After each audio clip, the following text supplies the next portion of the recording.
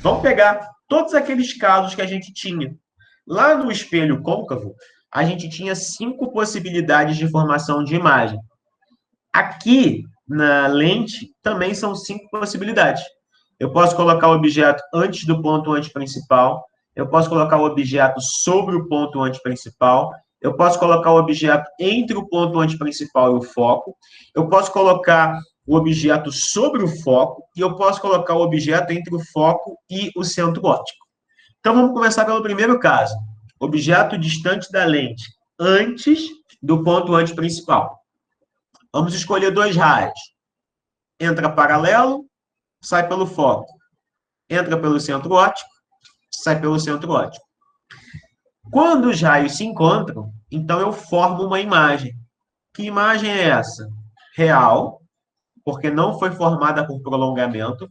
A ideia da lente é refratar a luz. E a imagem é menor que o objeto. Então, eu tenho uma imagem real invertida e menor. Se você pegar no espelho côncavo, também era assim.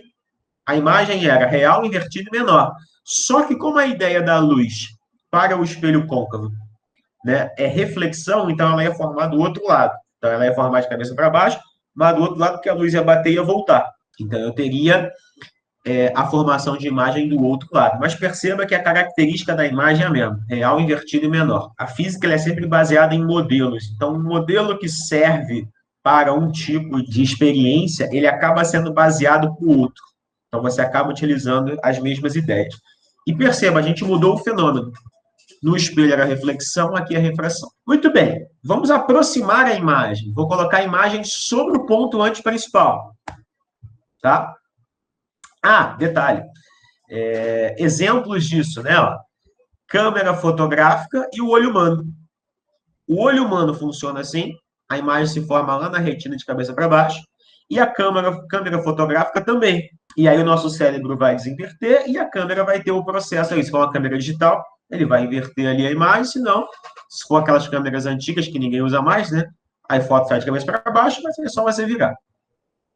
Então, essas daí são aplicações desse tipo de lente, tá?